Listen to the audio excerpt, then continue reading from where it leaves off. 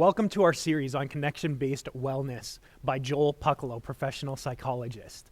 Here's Joel. I'm so honored and excited to present this content to you. I've been working on it for a number of years with clients, practitioners, and other individuals. When it comes to supporting your mental health, there's a lot of different journeys and challenges we might face. But what I found is there's some universal principles that help all of us in being well. Because it's one thing to know what to do, but another thing to know how to do it. And I find for most of us, we do as well as we can. We all kind of know the important ideas like exercising, eating well, getting good sleep, thinking positively, talking about our emotions, all these things that can help us with our wellness. But there's a gap between what we know, information, and actually doing it, which would be application. And I believe one of the most powerful principles in this series is narrowing that gap, actually crossing over between just learning some information that you probably already know, and actually finding in each session very practical ways to apply, step forward, and develop a growth plan where you can actually act on what you know and do what's most important to you and move towards a greater place of wellness. We're going to unpack in this series 7 sessions about experiential, physical, emotional, relational, mental, spiritual, and personal health. And you're going to find there's some areas that you're probably already good at. You have some areas of strength, and we'll celebrate those. And there's some probably areas that you could also grow in. So checking out our PDF overview is a great starting point to identifying your areas of strength and also looking at your areas of challenge.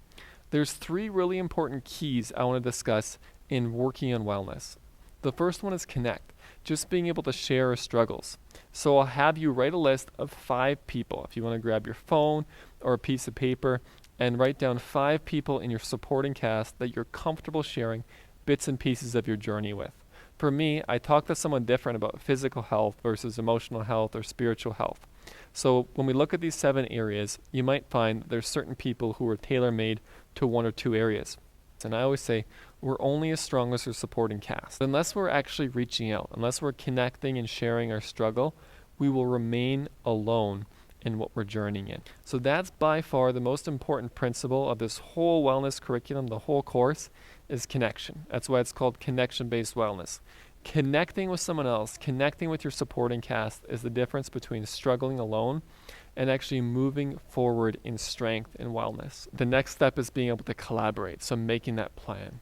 So we can see here developing SMART goals is a big plan of asking your anchors to work with you, providing some feedback, ideas, and developing specific game plan or SMART goals in various areas of wellness. A SMART goal is specific, measurable, achievable, realistic, and time-bound.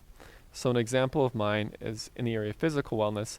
A specific goal I set is getting 5 minutes of physical activity a day riding my bike. It's measurable. I do it for 5 minutes at 6:30 p.m. It's achievable because anything over 5 minutes for me feels like a lot. So if I said 10 minutes, 20 minutes, honestly, I wouldn't do it. So that achievable piece is key. So start small.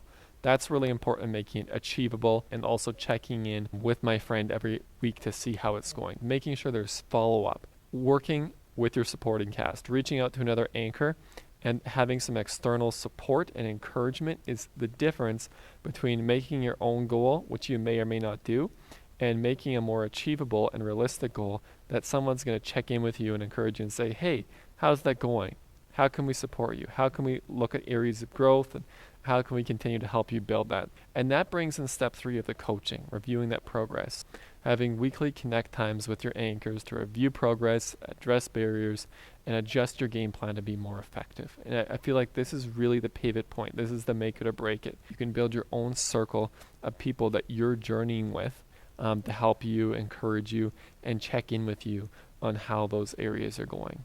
And that's where my hope for each of you as you engage in this journey is to take the information, but to work with your supporting cast, to be able to reach out, to connect, to collaborate, and have that coaching perspective where you're ongoing interacting with that information with your supporting cast that is going to inspire the action that takes you from a goal to achieving that goal, that takes you from knowing what you want to do to actually doing it. Here's some very practical advice as you go through this curriculum.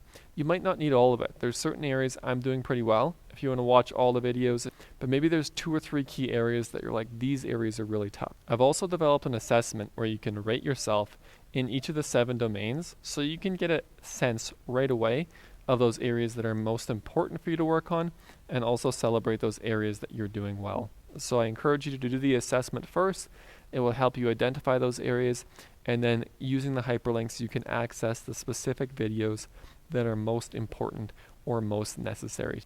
You can do this, build one step at a time. All the best in your journey, and thanks for joining us in this curriculum. Thanks for watching this video. We hope you got something out of it. If you liked it, be sure to subscribe to our channel and hit that like button.